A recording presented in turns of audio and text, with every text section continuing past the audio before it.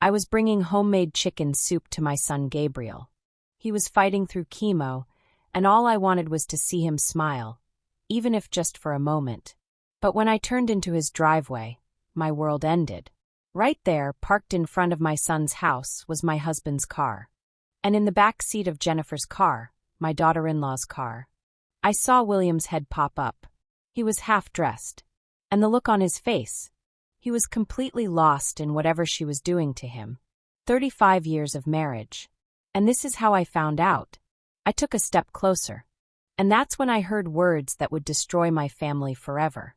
I'm so glad you're here. Stay with me until the end, and comment the city you're watching from. I love seeing how far my story has reached. If you're new here, don't forget to like this video and subscribe to join our growing community. I ducked behind the hedge by Gabriel's driveway, heart hammering, my soup trembling in my hands. From the shadows of the bushes, I watched. Jennifer's car door opened first. My 29-year-old daughter-in-law. The woman who had promised to love and protect my son through sickness and health. She stepped out, hair tousled, blouse half-buttoned, cheeks flushed. Then my 64-year-old husband, William, popped up right behind her. Shirt wrinkled, belt hanging loose, eyes bright with the excitement of a man possessed. I felt my breath catch in my throat. They paused in the driveway, glancing around, laughing softly. I pressed myself deeper into the hedge, praying they wouldn't see me. They strolled right past me, their hands brushing, their bodies leaning into each other like naughty teenagers drunk in love. I gripped the cold iron of the fence to steady myself. My heart was pounding so hard I swore they could hear it. From my hiding place, I watched them slip into Gabriel's house. Giggling, kissing, whispering. My sweet, 34-year-old son's house. Where he lay upstairs, weak from chemo, believing Jennifer was his angel of mercy. Thinking his wife was caring for him. He had no idea the devil was kissing my husband in his living room. I crept to the window, pressing my back to the siding, and peeked in. What I saw nearly took the air out of my lungs. William pushed Jennifer against the wall, kissing her like a starving man. The same lips that once kissed me goodnight were now spitting betrayal into the mouth of my son's wife. His shirt hung open, tie dangling from his neck like a noose, lipstick smeared across his collar, the same shade Jennifer always wore. I fumbled for my phone and hit record. The tremor in my hands rattled the soup lid. Then I heard his voice. Low. Urgent. Desperate. Gabriel's too weak to suspect anything. The chemo brain fog is perfect cover. Please, Jennifer, elope with me. I covered my mouth to keep from gasping. And then Jennifer spoke, her voice like a knife. What about Florence? My name. My world tipped sideways. She's just a senile old teacher. Who'd believe her? It's you I want. You make my life exciting. 35 years of loyalty. Birthdays, Christmas mornings, long nights in hospital waiting rooms. And he dismissed me like that? Tossed me aside like a worn-out coat? I felt my stomach twist, my chest so tight I thought I might collapse. Then Jennifer's phone rang. She slipped into the kitchen to answer it. I slid along the wall to the kitchen window, pressing myself flat against the siding, my pulse in my ears. Felix, she whispered. A man's voice crackled through the speaker, casual, but chilling.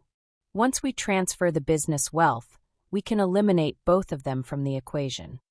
I gripped the windowsill until my knuckles went white. Eliminate? Eliminate both of them? My mind spun. Did he mean take everything Gabriel and William had left? The business, the house, our family's savings. Or did he mean something even darker? I suddenly realized this wasn't just betrayal in a bedroom. This was betrayal that could ruin my family, financially, emotionally, maybe even physically. I wasn't just watching an affair. I was listening to a plot to erase my son. Then Jennifer's cruelest words yet. Williams and Gabriel actually think I'm being supportive. The fools believe I love both of them. The knife twisted. My vision blurred.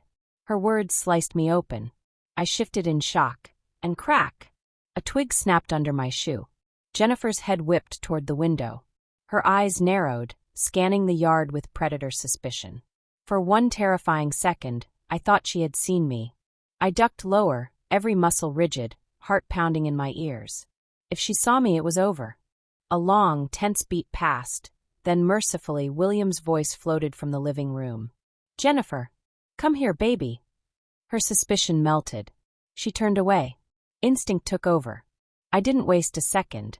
I bolted to the porch and swung the front door open like I had just arrived, my voice bright and trembling. "Gabriel? Honey, it's Mom. I brought your favorite chicken soup." Jennifer appeared around the corner, her sugar-sweet smile back in place. A snake hiding behind its teeth. "Oh, Mom, you're here." Her eyes flicked to the window. "How long have you been at the door?" William followed, forcing a warm hug and pressing a kiss to my cheek. I had never felt so repulsed in my life. "Hello, honey. I didn't know you'd be coming over. I was just talking to Jennifer about a surprise gift I want to get you." I tilted my head, my smile steady. "A surprise gift, and you're telling me about it now?" I clutched the pot tighter, my hands shaking. Inside, a hurricane of rage was building. But for now, I played the clueless, loving mother. Because the game had just begun. The three-way dance of deception was complete. They suspected I might have overheard something. I knew they were planning to destroy my son. And all of us were pretending everything was perfectly normal. And right then I knew. I wasn't just betrayed. I was at war. A weak voice floated down the hallway, soft but clear enough to stop my heart. "Mom, is that you?" I heard voices. "Gabriel, my sweet boy." Even through the walls, I could hear the exhaustion in his voice. The kind of weakness that only chemo can bring. I forced my face into a smile, even though my heart was breaking. "Yes, honey, it's me. I brought your favorite soup." Behind me, William and Jennifer scrambled, like children caught with stolen candy. William's belt clinking as he straightened himself. Jennifer's sharp inhale as she smoothed her hair, buttoned her blouse, and wiped her mouth, transforming back into the devoted wife my son thought he knew. They walked toward Gabriel's room, and I followed. William cleared his throat as he shuffled toward the bedroom, guilt radiating from his body like heat off asphalt. Each step down that hallway felt heavier than the last. Jennifer reached the doorway first, her voice dripping with honey. "Oh, sweetheart, we were just getting some fresh air with Dad. You should rest, okay? Don't push yourself." Gabriel's eyes fluttered open. Those tired, trusting eyes. From the doorway, I saw my son's pale face break into a weak smile. He smiled at her. He had no idea that the woman leaning over him, his wife, had just climbed out of another man's lap. And that man was his father. I stood there silently, my hands shaking around the soup pot. William leaned over Gabriel, muttering some half-hearted reassurance. "Hey, champ, you doing okay? You're strong. You'll get through this." I watched his back as he said it. The way his shoulders hunched, his head hung just a little too low. That was his guilt. Even if Gabriel couldn't see it. I could. Gabriel, he only saw love. He thought his father and his wife were his protectors. The three of them, my son, my husband, and my daughter-in-law, looked like a picture of family love from where Gabriel lay. But I knew the truth. 35 years of marriage. And here I was, watching my husband betray our dying child. A wave of grief hit me so hard I had to press my shoulder to the doorframe to stay standing. I wanted to scream. I wanted to shatter that perfect picture and drag the truth into the light. But I couldn't. Not yet. So I swallowed the scream and let the silence do the screaming inside my chest. I stood frozen in that doorway, my heart breaking for a boy who didn't even know his world had already collapsed. As I stood there, the smell of chicken soup drifting from the bedroom, I realized this betrayal didn't start today. I had missed the signs one by one. My mind began to wander. Back through the last year of our lives. 8 months ago, Gabriel's diagnosis shattered our world. Stage 2. My son, my baby boy, looked at me with calm, brave eyes, while I could barely breathe. I remember gripping William's hand so tightly that night at the kitchen table. I thought we were united, a family bracing against the storm together. Gabriel had worked so hard to build his life. He and his father started with nothing but a lawnmower, a rusty pickup truck, and a dream. Father and son, sweaty and smiling, pushing that mower from yard to yard in the summer heat. One job turned into 5. 5 into 50. And slowly, painfully, they built a landscaping empire. Over 100 workers. Our landscaping company employed half the town. I was so proud of my boys. Everything we had, they built with their own 2 hands. William, the devoted father. Gabriel, the hardworking son. Or so I thought. When Gabriel got sick, William practically moved into his house to help. I thought it was love. I thought, at least we still have each other. But I was wrong. Because while I was praying for Gabriel's health, William was discovering something else entirely. He was discovering that a younger woman could still make him feel alive and young again. His grief wasn't grief at all. It was lust in disguise. Selfishness wrapped in a black suit at doctor's visits. A handkerchief in his pocket to sell the part. I could see it now so clearly. The way he claimed to be, staying late at Gabriel's house. But came home with cologne that wasn't his. The way he spent more and more time there. Always under the guise of helping his son. When really, he was helping himself to his son's wife. And Jennifer. She began to hover. Always near my husband. Always smiling. She started bringing William his favorite coffee every morning. The same way I used to. She'd text him medical updates about Gabriel, then slip in little compliments about how strong and handsome he looked when worried. Always insisting she was just here to help William cope with his son's diagnosis however she could. I missed the signs. I didn't want to believe my own eyes. I even gave her my grandmother's wedding ring. On the day she married Gabriel.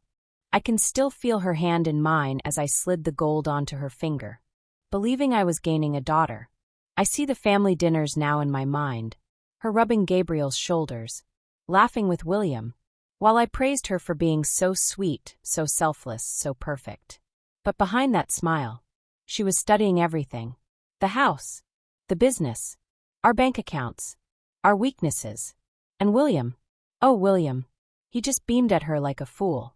Like he couldn't believe his luck that a young, pretty woman was even looking at him. Not to talk of wanting him. The memories cut like glass. Each one a shard of the life I thought I had.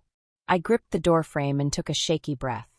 If this scandal broke, the 100 families we employed would lose their livelihoods. William was also deacon at our church for 20 years. The whole community trusted him. Standing in that hallway, watching my son smile up at the 2 people who were destroying his life, I realized the truth. Some betrayals explode all at once.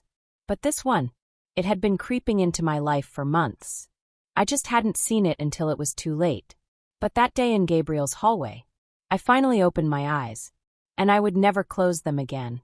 That night, I sat on the edge of my bed, staring at the darkened window. For 35 years, that room had been a place of rest and comfort. Where William and I whispered our dreams. Where I prayed for Gabriel as a baby. Where I thought love lived. Now it became my war room. I pulled out my old nursing clipboard and set it on the nightstand. I cleared a space for notes, photos, and evidence. Then I whispered to myself, "You've spent your life saving people, Florence. Now save your family." Then I pulled out my phone and began taking notes like I was prepping for a surgery. Because that's what this was. An operation to cut the cancer out of my family. First step, find the truth. I called an old friend, one of the oncology nurses at Gabriel's clinic. It was late, and my voice trembled as I whispered into the phone. "Please, I need to know my son's real prognosis. No sugarcoating. Please don't hold back. Is he dying?" She hesitated, but I heard the rustle of charts. The silence on the other end felt like an eternity. Finally, her voice softened. "Florence, Gabriel is responding to treatment. His scans are improving. He's not dying." I closed my eyes as a single tear slid down my cheek. Relief flooded me, and then turned to pure, cold rage. He wasn't dying, but Jennifer and William were counting on him to die. They were even hoping for it. The next morning, I acted like any other mother visiting her son. I brought muffins. I kissed his forehead. I smiled at Jennifer and William, masking the storm behind my eyes. But as soon as I saw an opening, I slipped out to the driveway, to Jennifer's car. Ever since I caught her frolicking with William and heard the call with Felix, I'd wondered what else she was hiding in there. I approached her with a calm, casual smile. Jennifer, could I borrow your keys? I need the wrench in your car. I just need to check something. She handed them over without a second thought. My heart pounded as I walked to her car, palms slick against the metal of her keys. I opened the door and began my sweep. The air inside smelled faintly of perfume and something sweet, the kind of sweetness that makes your stomach turn. I started with the glove compartment. Receipts, lip gloss, a crumpled tissue, nothing unusual. Then I checked under the seats. A water bottle rolled, a hair clip glinted in the light. Still nothing. Finally, I popped the trunk. For a moment, I hesitated, my hands hovering, my chest rising and falling in shallow breaths. I had a feeling that once I looked, I could never unsee what I'd find. And there it was, under a neatly folded blanket. I spotted the edge of a manila folder. I lifted it out with trembling fingers. Inside were business documents, contracts, deeds, bank authorizations, all with William's shaky signature. They were moving everything. Property, accounts, our life's work.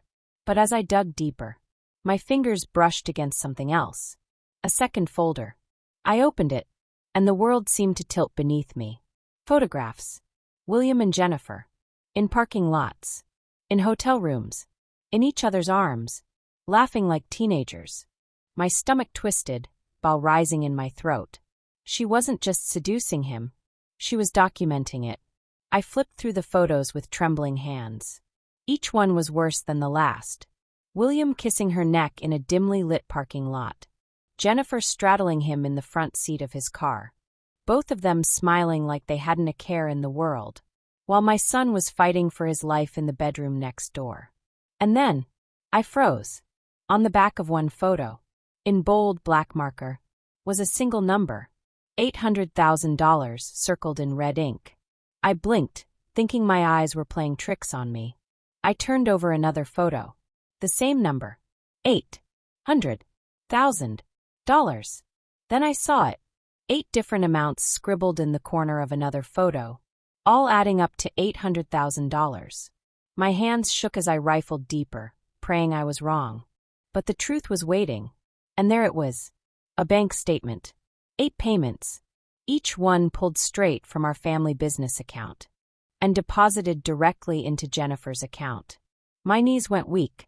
I grabbed the edge of the trunk for balance as the blood drained from my face. That wasn't a random number. That was how much my husband had already sent her. $800,000. From our family's blood, sweat, and decades of work. She hadn't just stolen his heart. She was bleeding him dry, while planning to bury my son's life along with our legacy. I refused to stop now. Not until I knew everything. So I dug deeper and found a small card tucked in the folder. A business card. Felix. Insurance agent. It read in crisp letters. I froze. I knew that name. That was the man on the phone. The voice I'd heard on Jennifer's call. The man who said, "Once we transfer the business, we can eliminate both of them from the equation." I turned the card over. In Jennifer's handwriting, neat and curved, was a single line. "Can't wait to see you tonight, Red Heart." My stomach lurched. As if that wasn't enough. Tucked behind the card was a selfie of Jennifer and Felix together, cheek to cheek, grinning in the dim light of some hotel room. Felix's arm was around her bare shoulders. Jennifer's tongue teased against his ear. It was all the confirmation I needed. This wasn't just some business contact. Felix wasn't an insurance agent to her. He was her lover, and her partner in the plan to destroy my family. My vision swam. I gripped the trunk to stay upright. I stood in the driveway, gripping that folder against my chest. The last traces of grief burned away, and in its place, a cold, focused fire took over. They thought I was just a senile old teacher. They had no idea who they were dealing with. From that moment on, I wasn't a victim. I was a hunter. That night, I sat on the edge of my bed, staring at the damning evidence spread across the quilt. Photos, bank statements, a business card with Felix's name. I hadn't dared move a single paper from Jennifer's car. If she came out and noticed anything missing, the whole plan would fall apart before it even began. So I'd done the only thing I could. I took pictures of everything with my phone. Every signature, every payment, every disgusting photo, before carefully putting it all back exactly where I found it. Even now, as I scrolled through the images in my camera roll, my hands trembled. For hours, I had carried the weight of betrayal alone. It pressed on my chest like a stone. I couldn't breathe under it anymore. Earlier that day, I sat in my car outside my house, keys shaking in my hands. For a moment I thought, maybe I should just drive away. Start over. Let William and Jennifer have it all. Then I saw Gabriel's photo on my dashboard, bald from chemo but smiling, and I knew I had to fight. I thought about Gabriel's future children. What kind of grandmother would I be if I let these predators destroy their inheritance before they were even born? So I picked up the phone and called the only person I could trust. My daughter, Lucy. Lucy was Gabriel's little sister, but she wasn't so little anymore. She was a lawyer and private investigator, sharp as a blade and just as fearless, relentless, and fiercely protective of her family. She didn't ask questions. She just said, "I'm on my way." An hour later, Lucy stood in my bedroom doorway. The moment she saw my face, her eyes went wide. Her expression hardened from worry to steel. I gestured to the bed. "Sit. You need to see this." She sat cross-legged like she was a little girl again, and I walked her through the nightmare. I told her everything. About the car. Catching William and Jennifer in the car. The overheard betrayal. The manila folders. The photos. The $800,000. The bank statements. The name Felix. By the time I finished, Lucy's hands were fists in her lap. Her voice shook with controlled rage. "Mom, I knew something wasn't right. Jennifer called me last month asking weird questions about Dad's will. And about Gabriel's life insurance." The words hit like a hammer to my chest. "Life insurance?" I whispered, barely recognizing my own voice. Lucy nodded grimly. "And that's not all. If Dad has already sent Jennifer $800,000, she definitely is about to request more." I pressed a hand to my forehead. The room seemed to sway. For a long moment, we just sat together in silence. A mother and daughter in the quiet of my bedroom, bound by betrayal and the instinct to protect what was left of our family. Then Lucy took a deep breath, her eyes sharp with determination. "If we're doing this, Mom, we do it right. We gather evidence. We make it airtight." She leaned back, thinking for a moment. Then a small, calculating smile curved her lips. "I know how to get her laptop." My brows furrowed. "Her laptop? Lucy, she'll never hand that over." Lucy shook her head, already texting. "She will if she thinks she's getting free legal advice. It's such a great thing Gabriel lives just 10 minutes away. She can drive over here quickly." Within 10 minutes, Jennifer had replied, eager for Lucy's help, with a vague question about business paperwork. Lucy told her she'd need to check some details on your laptop to be sure. By that afternoon, Jennifer arrived with her pink laptop in hand, smiling like she'd won some prize. She placed it on the kitchen table. "You're a lifesaver, Lucy. I just need to make sure the inheritance paperwork for Gabriel is perfect. I'd hate to mess anything up for him." I bit my tongue so hard I tasted metal. Lucy kept her face neutral, nodding sympathetically, her fingers flying over the keyboard as Jennifer hovered for a moment, then wandered off to check on Gabriel. The second she was gone, Lucy's expression changed. Cold, focused, relentless. Within minutes, she turned the screen toward me. "Mom, look at this." Buried in Jennifer's recent searches were 3 phrases that sent a shiver down my spine. Widowhood benefits. Life insurance payout timeline. State inheritance laws. My hands curled into fists. My chest ached with a mix of rage and disbelief. I whispered the truth I had been circling for days. "They're not just stealing from him. They're waiting for him to die." Lucy met my gaze, eyes hard with determination. "Then we don't give them the chance. We stop them. And we start tonight." Over the next hour, we dug deeper. Using Lucy's legal contacts, we began to dig into Jennifer's past. It didn't take long to find the first skeleton. Her previous marriage. A husband who had died young. The cause of death listed as undetermined. I felt my stomach turn. If I had any doubts left, they were gone. Jennifer wasn't just a betrayer, she was a predator. Lucy leaned back in her chair, shaking her head. Mom, she's done this before. And I think Felix has been with her all along. I reached across the bed and grabbed my daughter's hand. Her fingers were warm, steady, unshakable. For the first time in weeks, I didn't feel helpless. I felt like a mother protecting her cubs. I felt the shift in my chest. From grief to righteous fire. Florence and Lucy. Mother and daughter. No longer grieving victims. Now a team. In that quiet bedroom, we weren't just mourning what we'd lost. We were plotting the downfall of the predators who thought they could destroy us. From that night forward, every breath I took was for Gabriel. And for justice. The days that followed were a blur of quiet movements and careful listening. Lucy and I became ghosts in our own home. Always smiling for Gabriel. Always pretending nothing was wrong. Bringing him soup and fluffing his pillows. But the moment his door closed, we were hunters. Every hour was spent stacking proof against the people who wanted to destroy us. One afternoon, I stepped onto the porch with a watering can, pretending to fuss with the potted roses Gabriel loved. Then I heard it, Jennifer's voice. Low, hushed, drifting from her open car window. I froze. If Gabriel recovers too much, we'll need plan B. She whispered into her phone. I felt the blood drain from my face. Then the man's voice rumbled back, deep, confident. I knew it instantly. Felix. I couldn't catch every word, but the tone was enough to make my skin crawl. I heard him laugh and say, "Don't worry. He'll never see it coming." I gripped the porch railing, forcing myself to stay silent. My son's life was a problem for them to manage. That night, Lucy's investigation went deeper.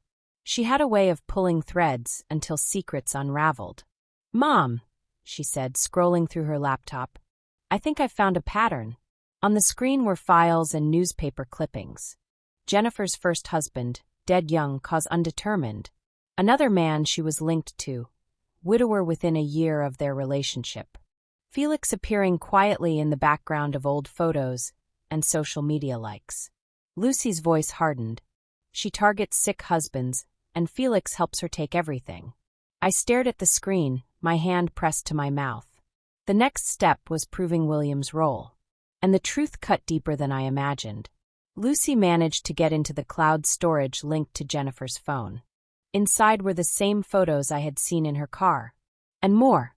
Photos of William in her arms, smiling like a fool.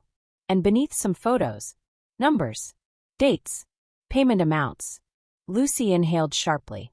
"Mom, these are price tags. She's blackmailing him. Every time he pays, she keeps quiet, while draining the business dry." I wanted to scream. 35 years of marriage. And he had traded it all for lust and fear. Our final piece of evidence came from my world medicine. Through my medical contacts, I requested an updated copy of Gabriel's records. The results made my chest ache with both relief and fury. His scans showed steady improvement. The doctors had never classified him as terminal. Jennifer's story, that Gabriel was slipping away, that the family should prepare for the worst, was a lie, crafted to excuse her late nights with William, keep us too heartbroken to notice her theft, and accelerate her inheritance plans. Lucy closed the laptop with a quiet, firm click. The air between us felt electric, charged with purpose. "Mom, we have everything we need to bring them down. Now we set the trap." I nodded slowly, feeling the last pieces of grief burn away. I was no longer the woman crying in a hallway. I was a mother at war, and the predators in my home had no idea what was coming for them. It was time. All the evidence, all the betrayal, all the sleepless nights. It led to this moment. Lucy and I waited in the living room of our own house. The curtains were drawn. We had printed all the evidence photos and had them spread across the coffee table, like the pieces of a shattered life. When the front door opened and William walked in, I heard his familiar footsteps in the hall. For a split second, my heart remembered what it felt like to love this man. Then he stepped into the room, and all I saw was a stranger. His shirt was untucked, hair disheveled, tie hanging from his pocket like he'd given up halfway through the day. I saw a man who used to be my husband, but no longer the man I loved. "Sit," I said, my voice calm and cold. He looked at me and frowned. Florence? What's going on? I didn't answer. I just gestured to the chair across from me. Sit. He hesitated, confused, then slowly lowered himself into the chair. Lucy didn't speak. She just pushed the first photo across the table. William froze. It was him in Jennifer's car. His hands on her waist, his face lit with a smile I hadn't seen in years. Then Lucy slid the next photo. Him kissing her neck in a hotel parking lot. And another. Jennifer in his lap, his wedding ring gleaming under the streetlight. And the next. Each one worse than the last. With each photo, I watched the color drain from his face. His lips parted, but no words came out. Finally, a broken whisper. Florence, I can explain. I cut him off. My voice was ice. Don't. I've seen it all. You didn't just betray me. You betrayed your own son. His shoulders slumped. And for the first time, he didn't look like a man in control. He looked small. After a long silence, he finally muttered. She made me feel young again. Gabriel's going to die anyway. The words stabbed through me. Even Lucy flinched, her hand flying to her mouth. I leaned forward, my voice a low, shaking whisper. Our son is recovering, William. Recovering. And you sold him out for lust.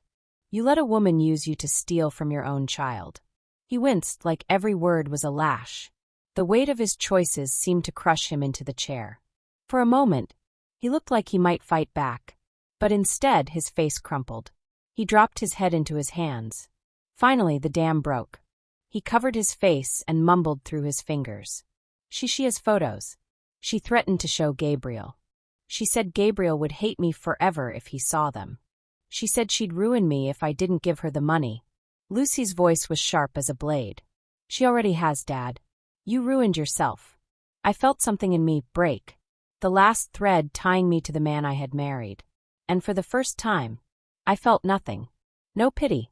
No warmth. No forgiveness. Just the icy clarity that he wasn't my partner anymore. He was a liability. I stood slowly, my voice quiet but final, carved from the steel of a mother protecting her son. You chose a woman who is stealing from our recovering son. You chose her over the family you built. William looked up at me, eyes red and wet, searching for the wife who used to save him. But she wasn't there anymore. I turned to Lucy, and in that silent exchange, we both knew. From this moment on, our family fight was mother and daughter against the world. By now, Lucy and I had gathered enough evidence to know what they were doing. But knowing wasn't enough. We needed them to say it, to hang themselves with their own words. That's when Lucy leaned back in her chair and said the sentence that changed everything. Mom, I think it's time for a sting. 2 nights later, the plan was in motion. Lucy had a pair of friends from law school. Confident, clever women who could play the part of potential business clients. Women who could charm the devil and make him talk. If Felix thought he was about to land a lucrative new deal, his ego would do the rest. I stayed behind, phone in my hands, watching the video feed with my heart pounding in my ears. The cafe was quiet, dim light glinting off the windows as cars rolled past in the night. Felix arrived exactly on time. Pressed suit, gold watch, and a self-assured swagger that made my skin crawl. He shook hands like he was already the winner, slid into the booth with his arm draped over the backrest. And when he spoke, it was like poison dripping into the air. Within minutes, he was bragging. Once Gabriel's gone, we'll have everything, he said casually, stirring his coffee as if he were talking about the weather. I gripped the edge of the table in Lucy's apartment, nails biting into my palm. One of the women tilted her head. Isn't that risky? A family business? Felix chuckled, leaning back in his chair. The cancer was perfect timing. Natural death. No suspicion. I felt my nails dig into my palm as I listened. He spoke about my son's life like it was a bank transaction. Then he leaned in, lowering his voice to a conspiratorial whisper. But the hidden mic caught every syllable. Jennifer thinks we'll elope when it's done. Poor thing. She's just my 4th widow mark. The women gasped right on cue, and Felix grinned like a predator who thought he owned the room. Felix leaned back, smug and self-satisfied. like he had just shared a funny secret with old friends. One of the women gasped softly, perfectly on cue. "You've done this before?" Felix smiled like the devil himself. "I always win. People are too blind to see the game until it's over." Back in the apartment, I could barely breathe. My hands trembled as the video kept rolling. I watched him on the screen, bragging about his pattern of seduction and theft, as if my family was just another checkmark on his list. I had spent weeks grieving, crying, feeling like prey. But in that moment, watching Felix grin like the world was his, I felt something different. A cold, steady fire in my chest. The kind of fire that only justice can feed. Lucy muted the video and looked at me. Her eyes, too, were full of fire. "Mom, this is it. This is the nail in their coffin." Lucy's eyes darted to mine as we both processed it. He'd done this 3 times before. 3 families shattered. 3 men gone. And Jennifer was about to be his next victim. While he used her to try and destroy mine. I nodded slowly, a cold calm settling over me. For the first time, I didn't just want justice. I wanted to watch them fall apart the way they had tried to dismantle our family. We waited for the right day. A day when Gabriel looked stronger. When he had a little more color in his cheeks. And his voice didn't tremble with every word. When I could look into his eyes and know he was strong enough to hear the truth. I couldn't just drop this nightmare on him when he was too weak to bear it. That afternoon, he was sitting on the porch, wrapped in a blanket, watching the sparrows hop along the railing. The breeze carried the smell of fresh-cut grass from the neighbor's yard. Lucy and I stepped out together. I carried my tablet out to him, my hands trembling with the weight of what I was about to do. "Mom?" "Lucy," he asked, noticing my face. "Is something wrong?" Concern flickering in his tired eyes. I knelt beside him, my throat tight. "Sweetheart, there's something you need to see. Something we've been keeping from you. Because we had to protect you first." His brows furrowed in confusion. "Protect me from what?" Lucy moved to his other side, slipping her hand into his. "We're right here with you," she whispered. I tapped the screen. The first video began to play. The video of Felix in the cafe. At first, Gabriel just frowned, trying to understand what he was watching. Then the words hit him. "Once Gabriel's gone, we'll have everything." The cancer was perfect timing. Natural death. No suspicion. Gabriel's brow furrowed, confusion swirling into disbelief. Who is that?" Lucy's jaw tightened. "Felix. Jennifer's boyfriend. The man who's been helping her steal from our family." Then I swiped to the next recording. Jennifer's voice hissed through the speaker. "If Gabriel recovers too much, we'll need Plan B." He flinched like he'd been struck. A sound escaping that was half breath, half sob. "Mom, that's Jennifer." She said that. Tears blurred my vision as I nodded. "Yes, baby. She did. And it gets worse." We gave him a moment. Then I showed him the screenshots of her search history. Widowhood benefits. Life insurance payout timeline. Hastening natural death in cancer patients. Gabriel's face went pale. His lips trembled. She wasn't just waiting for me to die. She was hoping for it. The words broke something in both of us. His whole body began to shake. Lucy and I flanked him, holding his hands, grounding him through the storm. I held him tight, rocking him gently like I had when he was a boy with a scraped knee. Only this wound was carved into his soul. We waited until his breathing steadied. Before I whispered, "There's more, and you need to see it, because it involves your father." Gabriel's eyes widened, fear layering over heartbreak. I swiped to the photos. William, his father, in Jennifer's arms, in her car, in hotel parking lots, smiling like a man without a soul. Gabriel's chest heaved. His breaths came sharp and shallow. "Dad and Jennifer?" While I was fighting for my life. He clutched his chest, his blanket slipping off his shoulders. His whole body trembled as a wheeze escaped his throat. Lucy was instantly behind him, guiding him to lean forward. I rubbed his back, my heart shattering as he gasped through a panic attack, brought on by the weight of betrayal. "Breathe, baby, please breathe. You're okay. We've got you. Just focus on my voice."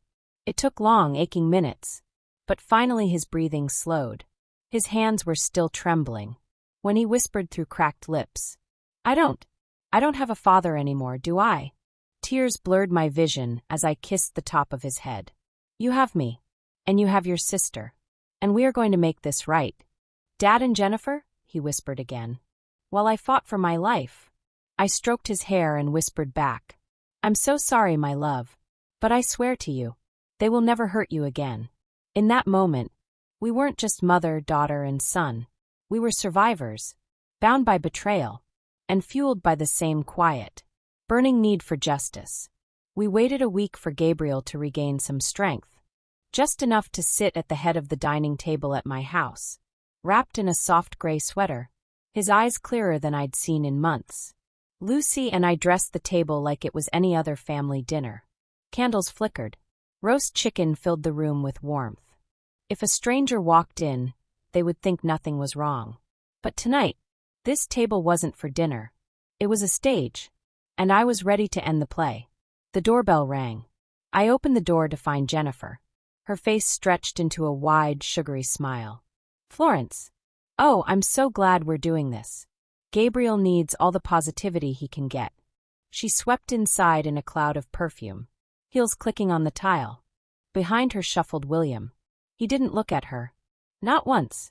His eyes stayed on the floor, as if it might swallow him whole if he stared long enough. And he couldn't even bring himself to look at me. Ever since Lucy and I confronted him, he hadn't been staying at home anymore. And I hadn't cared enough to ask where he slept now.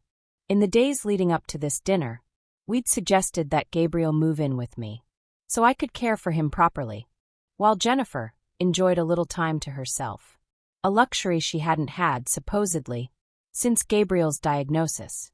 She was ever so happy to accept the gesture, smiling, relieved, never suspecting we were clearing the stage for this very moment. Now, standing in my doorway, Jennifer finally noticed William's cold distance. A flicker of irritation crossed her eyes, like a tiny crack in her perfect mask. Will, she said lightly, nudging his arm. Big night. Smile. He gave her a weak nod and walked past her to the table. Without a word, Jennifer blinked, then forced a little laugh. He's just tired, she said to no one in particular, as if she could wave away the crack in her perfect act. Jennifer's voice turned to Gabriel, bright and sugary, the kind of sweetness that rots teeth. Oh, Gabriel, look at you. You're getting stronger every day. I'm so happy for you. I smiled politely, gesturing to the table. Come in. Sit. We've been waiting for this family dinner. For the first 10 minutes, I let the charade breathe. Jennifer chattered about Gabriel's color improving. William murmured agreement, his hands twitching in his lap. Lucy caught my eye from across the table. A silent nod. It was time. We all sat. Gabriel at the head of the table, Lucy and I on either side. William hunched over his plate. Jennifer, ever the performer, continued to chatter about the weather, the food, Gabriel's miracle recovery. You look so good, honey, she cooed at him. I just knew all my care and support would pay off. Gabriel didn't answer. His fingers drummed softly on the tablecloth. I could feel his heartbeat in the silence between her words. 10 minutes passed. More small talk. Fake laughter. The weight of betrayal pressing down like a storm cloud. Then Lucy met my eyes again across the table. A silent nod. I reached into the sideboard and pulled out the tablet. I set it on the table like a gavel, my finger hovering over the play button. I thought it would be nice, I said evenly, if we listened to some family memories tonight. Jennifer's smile faltered for a fraction of a second. William's Adam's apple bobbed. Jennifer's voice chirped nervously. What's this? I met her gaze, calm and sharp. Some family memories I thought we should share. William stiffened in his chair. He still wouldn't look at her. Jennifer's smile wavered, but she waved it off again, straightening her posture like she still controlled the room. I pressed play. Felix's voice filled the room. Once Gabriel's gone, we'll have everything. The cancer was perfect timing. Natural death. No suspicion. The clatter of Gabriel's fork against his plate was the only sound in the room. Jennifer froze, her painted-on smile sliding off her face. William's head dropped into his hands. I let the next clip play. Jennifer's voice. Her own words hanging her. If Gabriel recovers too much, we'll need plan B. Jennifer's eyes went wide. She laughed, a thin, breaking sound that fooled no one. That's not what it sounds like. William still didn't look at her. He stared at the tablecloth, his shame swallowing him whole. Gabriel's voice cracked as he whispered. You hoped I would die. Jennifer stammered. No, sweetheart, I cut her off. Tapping to the next video. Felix's laughter filled the room. Jennifer thinks we'll elope. Poor thing. She's just my fourth widow, Mark. Jennifer's hand flew to her mouth. The blood drained from her face. She turned toward William instinctively, but he wouldn't even lift his eyes. For the first time, I saw real fear bloom in her eyes. Finally, William lifted his head. His voice shook as he spoke. Florence, I'm sorry. I held up a hand. Don't. Not tonight. Tonight is about truth. He swallowed hard, then nodded. His shoulders sagged as the words tumbled out, raw and broken. And that's why I agreed to be here. I can't run from this anymore. I've disappointed you all. I've hurt you all more than I can ever undo. Gabriel, please. I beg you. Forgive me. Lucy, forgive me. I can't afford to lose you all. You are my life. Even if I don't deserve it anymore. The room was thick with silence. The only sound was Gabriel's soft, uneven breathing, and the hum of the tablet replaying betrayal after betrayal. By the time I turned off the screen, Jennifer's hands were trembling in her lap. William stared at the floor like a man awaiting a verdict. I looked at my son, then at my daughter. We weren't just witnesses anymore. We were executioners of their lies. And this dinner was only the beginning. The room was heavy with the sound of betrayal. William's broken apology still hung in the air. And Jennifer sat frozen, her face pale and tight, hands trembling in her lap. For a long moment, no one moved. Then Gabriel's voice cut through, soft at first, but laced with a steel I had never heard in him before. Dad! William flinched like the word itself was a whip. He jerked his head up, eyes wet, hope flickering for a second. I don't have a father anymore. The words landed like a hammer. William's lips trembled. He leaned forward, hands clasped together in a pleading knot, voice shaking as if each word was dragged from his chest. Gabriel, please. I know I don't deserve it, but I'm begging you, don't cut me out. I'll spend the rest of my life making this right. You're my son. I can't lose you. Tears ran down Gabriel's face, but his voice didn't waver. You lost me the day you chose her over me. Get out of my life. William broke, sobbing into his hands, his broad shoulders shaking like a child's. I didn't comfort him. I couldn't. Jennifer seized the silence like a vulture, desperation flaring in her eyes. You can't prove anything, she snapped. This is all lies. Your word against a senile old teacher who hates me. I didn't blink. I just reached for the tablet one last time. No, Jennifer. It's your word. Against Felix. I pressed play. Felix's voice filled the room like a death knell. Jennifer recruited me thinking I loved her. She's just another Mark. Poor thing never realized I was only in it for the business. Jennifer's mouth fell open, and for a heartbeat, she couldn't even speak. Then a sound escaped her. Half gasp, half sob. Her hands trembled as she clutched the table. No, he loves me, he said we. I tilted my head slightly, watching her world collapse in real time. You weren't his first, Jennifer. You were his fourth. She stared at me like the room had tilted. Her hands shook as she clutched the edge of the table. Knuckles white, lip trembling. No, he wouldn't. Gabriel's voice cut through, raw and final. Mom's not senile. And you're not my wife anymore. The words were final. They rang through the dining room, like a gavel striking down the end of a trial. Right on cue, there was a knock at the door. Lucy rose and opened it, revealing 2 uniformed officers and a detective. Florence, the detective asked. We have the warrants. Chaos erupted. Jennifer shrieked as the cuffs clicked around her wrists. No, this is a mistake. I'm the victim. He loves me, Felix loves me. The officers ignored her as she thrashed, dragging her toward the door. William didn't move. He didn't fight. He only wept silently as the detective handed him a thick envelope of civil penalties and restitution orders. His hands trembled as he took it, the legal weight of the financial ruin he had invited into his own life. Gabriel leaned into my side, his chest rising and falling in heavy relief. For the first time in months, I felt a sliver of peace slide into my heart. Justice wasn't done yet. But tonight, our predators were the ones in chains. Jennifer's perfume, too sweet like rotting flowers, still lingered in the house. But I felt the weight begin to lift. Some people mistake kindness for weakness. That's how they lose. The courthouse smelled of old wood and polished floors. Every footstep echoed like a drumbeat of justice. We took our seats in the front row, Lucy gripping my hand, Gabriel on my other side, his chin high and eyes steady. We weren't victims anymore. We were witnesses to the end of their scheme. Judge Patricia Morrison presided over the case, her black robe rippling as she settled into her chair. Her eyes were sharp, the kind that could strip a lie bare in a single blink. The prosecutor rose first. "Your Honor," he began, his voice clear and firm, "Jennifer Grinchy stands accused of conspiracy to commit fraud, attempted theft of business assets, and the calculated exploitation of a cancer patient." The words hung in the air like thunder. Jennifer sat beside her attorney, a pale imitation of the confident woman who once strutted through my home. Her lawyer rose, smoothing his tie, voice dripping with practiced innocence.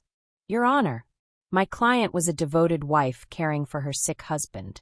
Any implication otherwise is a tragic misunderstanding, fueled by family conflict and exaggeration." I almost laughed. Devoted wife. If only he'd heard the tapes. When our recordings played, a murmur rippled through the courtroom. Even the stenographer paused for a moment, her fingers hovering over the keys. A hush fell over the room. Even Jennifer's lawyer shifted uncomfortably. The prosecutor called a medical expert, and the doctor's words sealed the truth like nails in a coffin. The patient's prognosis was always positive. Claims of a terminal condition were false. When Judge Morrison finally spoke, her voice was clear and cold. "This level of manipulation and exploitation of a cancer patient is unconscionable. This court will not tolerate it." She turned her gaze to Jennifer first. "Jennifer Grinchy, you are sentenced to 8 years in prison for fraud and conspiracy. Then to Felix, 6 years for conspiracy and repeat fraud offenses. And finally, her gaze slid to William. While not criminally charged, you face full civil penalties and restitution. Your betrayal of your own family is punishment enough to carry forever." The gavel struck once. The sound echoed in my chest like freedom. When the gavel fell, Jennifer's composure finally shattered. She screamed, "I loved him," pointing at William. "I actually loved you." But William couldn't even look at her anymore. I closed my eyes, exhaling months of pain in a single trembling breath. It was over. Justice had a voice, and it had spoken for my son. The seasons turned, and with them, our lives. Gabriel's recovery was slow but sure. Day by day, he walked a little farther in the yard, leaned a little less on my arm. One afternoon, he even carried a watering can by himself, smiling under the bright sky. Gabriel's color returned first, the soft glow of health blooming back in his cheeks. Soon he was walking through the garden again, laughing with Lucy as they planned the next season for the landscaping business. Under court-ordered protection, our business thrived without the shadows of betrayal. Every contract safe, every dollar accounted for. Lucy, now at the helm, managed it with the sharpness of a lawyer, and the heart of a daughter who refused to see her family broken again. Sometimes I'd catch her in the office, laughing with Gabriel over old project photos, and I'd feel that quiet swell in my chest, pride and relief and love all braided together. At the grocery store, strangers hugged me. "Thank you for showing us how to fight back," they whispered. I realized this wasn't just about our family anymore. Justice had carved its path. Jennifer wore her orange jumpsuit in a prison miles away, her beauty and charm meaningless behind steel bars. Felix sat in another facility, just another con stripped of the glamour of lies. And William, he lives alone in a small apartment now. No family, no business, Just the echo of choices he can never undo. His pension garnished. His pride gone. A man haunted by the family he threw away. On Gabriel's birthday that spring, we took a new family photo. Just the three of us. Gabriel, Lucy, and me. Standing in the garden we fought to protect. We smiled. Not the way we used to, but with the quiet strength of survivors. I thought of the judge's words that day in court. Age and wisdom beat youth and greed. She was right. I looked at my children and whispered my own truth. Real family protects each other. Predators just take until they're stopped. And for the first time in a long, long while, I felt peace settle in my chest like sunlight after a storm. If this story moved you, if it sparked memories of someone you're fighting for, or someone you finally found the courage to stand up to, then take a second. Like this video. Share it with someone who needs to know they're not alone. And drop a comment below. I read every one. This is a space where your voice matters. If you want more true stories about the breaking points that change everything, hit the subscribe to our channel Betty's Stories and turn on notifications. More stories are coming. Because in a world that tries to silence the betrayed, sharing your story is an act of courage.